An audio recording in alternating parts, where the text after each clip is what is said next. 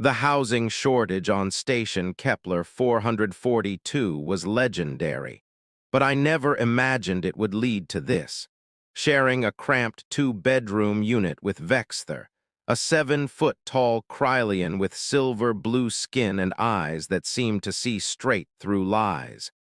The Galactic Housing Authority had paired us together 3 months ago, citing compatible schedules and complementary species requirements. What they really meant was, "You're both broke, deal with it." To Vex's credit, he'd been the perfect roommate. Quiet, clean, and so meticulously respectful of boundaries that we developed an elaborate system of door knocks and verbal confirmations before entering shared spaces. His people were known for their rigid adherence to protocol and personal space, a cultural trait born from their telepathic sensitivity. Too much casual contact with others' thoughts had made the Krylians experts in privacy, which made what happened on that Tuesday morning all the more mortifying. I just finished my shift at the station's hydroponics bay, my clothes reeking of nutrient solution and algae. The sonic shower had been acting up for weeks, requiring a precise sequence of button presses to activate. I'd stripped down in my room and wrapped a towel around my waist, planning to dash across the hall to the bathroom while Vex was still at his cartography lab. Except I'd forgotten one crucial detail. Vex had mentioned switching to the early shift rotation. I opened my bedroom door just as he rounded the corner from the kitchen, a steaming mug of whatever bitter Krylian brew he favored clutched in his long fingers. We both froze. His eyes, those impossible violet eyes with pupils that dilated like a cat's, went wide. My towel, which I'd secured in what I thought was a foolproof knot, chose that exact moment to betray me. It fell. For one eternal second, we stood there in the narrow hallway, me completely naked, him utterly still, his expression cycling through surprise, then something I couldn't identify, then a color shift I'd never seen before. His silver-blue skin flushed to a deep purple, starting at his high cheekbones and spreading down his throat to disappear beneath his collar. I grabbed for the towel, heat flooding my face. "I thought you were at work." Vex jerked his gaze upward so fast I heard his neck vertebrae click. "Early shift rotation," he managed, his usually smooth voice rougher than I'd ever heard it. "I mentioned," he stopped, swallowed hard. "I apologize, I should have announced my presence." No, this is my fault." I clutched the towel around my waist with both hands, my heart hammering. "I forgot. I'm so sorry. I know Krylians are sensitive about unexpected." "It's fine." His interruption was sharper than intended. He still wasn't looking at me, his gaze fixed somewhere above and to the left of my head. The purple flush had spread further, now visible on his hands where they gripped his mug with enough force that I worried the ceramic might crack. "Please, proceed with your shower." He turned sideways in the narrow hall to let me pass, pressing himself against the wall as if I carried a contagious disease. I hurried past him, hyper-aware of every inch of space between us, and practically dove into the bathroom. The door sealed behind me with a soft hiss, and I slumped against it, mortified. Krylians didn't just value privacy. They were telepathically sensitive to strong emotions, especially those tied to physical attraction or desire. Vex had probably gotten an unwanted blast of my embarrassment and whatever other complicated feelings were churning through my system. The poor guy was probably overwhelmed. I rushed through the quickest shower of my life and retreated to my room, planning to hide there until Vex left for his shift. But when I emerged an hour later, dressed and composed, I found him still in the kitchen, staring at his now cold beverage with an expression of deep concentration. "Vex, I really am sorry about. Do humans not experience the resonance?" he interrupted, finally meeting my eyes. The purple flush had faded to a light lavender tint along his cheekbones. I blinked. "The what?" He set down his mug with careful precision. "The resonance, the biological recognition of compatible potential mates." He paused, seeming to struggle with his words, another first. Vex was usually perfectly articulate. "Among my people we can sense it, a harmonic frequency in another's presence. I had assumed humans experienced something similar." My mouth went dry. "Are you saying you sensed something from me?" "No." He shook his head, and something that might have been disappointment crossed his features. "From myself." The words hung in the air between us.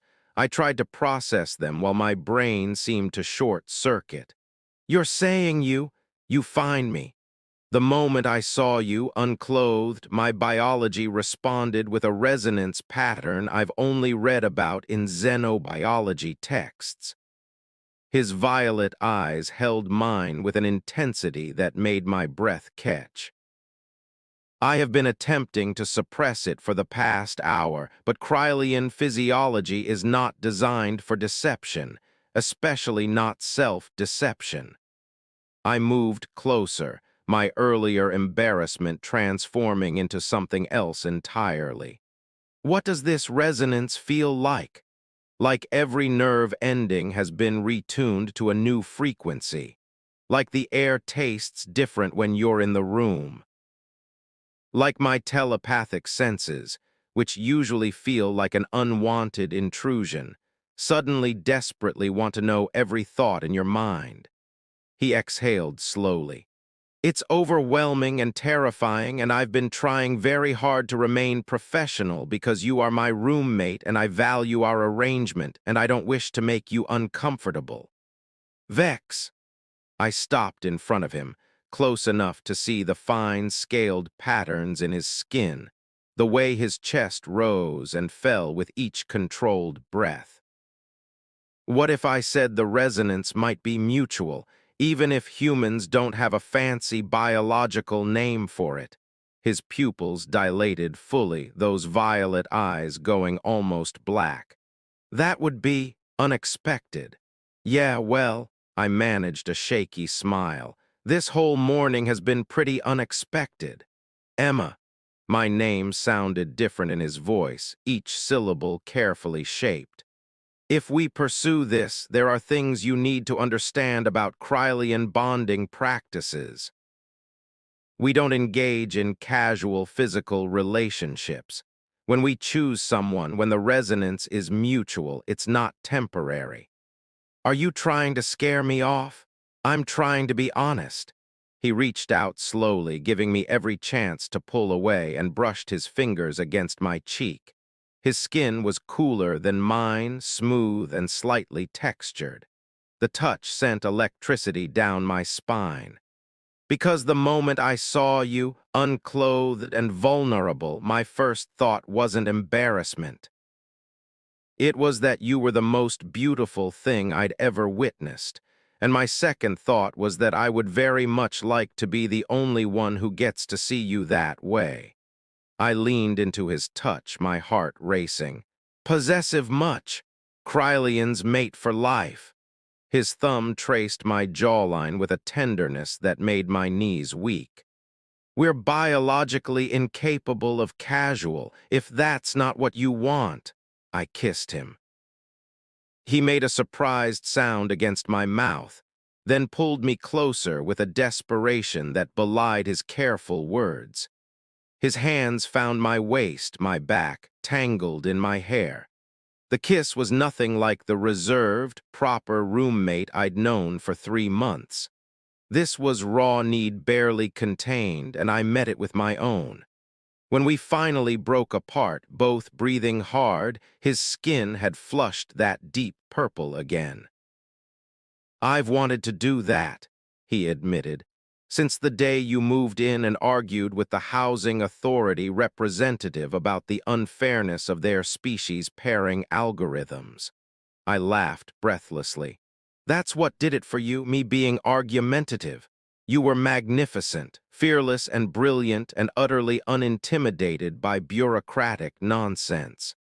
His smile was soft, almost shy.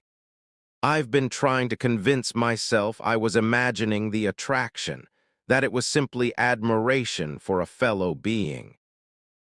But then this morning happened, and I couldn't lie to myself anymore. So what happens now? I asked, my hands resting on his chest, feeling the rapid beat of his dual hearts. Now we proceed carefully.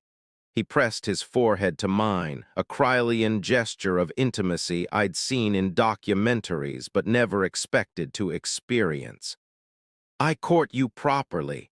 I introduce you to my family, which will be terrifying because my mother has very strong opinions about everything. We navigate the complicated reality of interspecies relationships in a station where humans and Krylians don't usually get naked in hallways together. He laughed, a sound I'd rarely heard from him. I was going to say form romantic bonds, but your phrasing works too. I pulled back enough to look at him properly. What about the telepathy thing? You said Krylians are sensitive to emotions. Is my embarrassment from this morning going to traumatize you? Embarrassment I can handle. It's a clean emotion, honest. His expression grew more serious. It's deception and malice that hurt us, strong negative emotions meant to harm. Your embarrassment this morning was accompanied by, he paused, that purple flush returning. By other feelings, attraction, desire, those feel quite pleasant actually. Oh God, I buried my face in his shoulder. You could feel that I was attracted to you. Emma.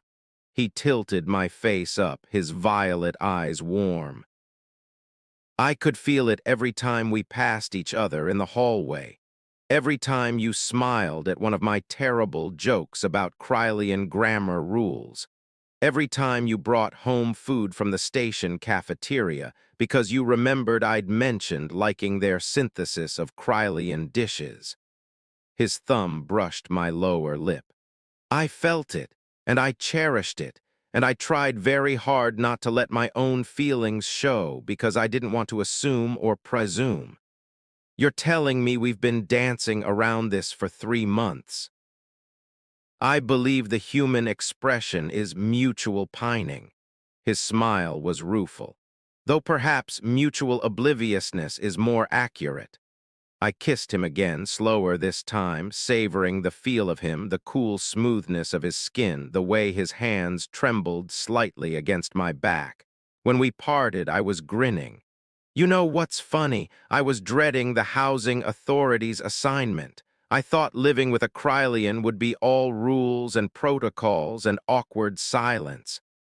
And instead, I fell for my roommate because he's kind and brilliant and makes terrible jokes about grammar rules.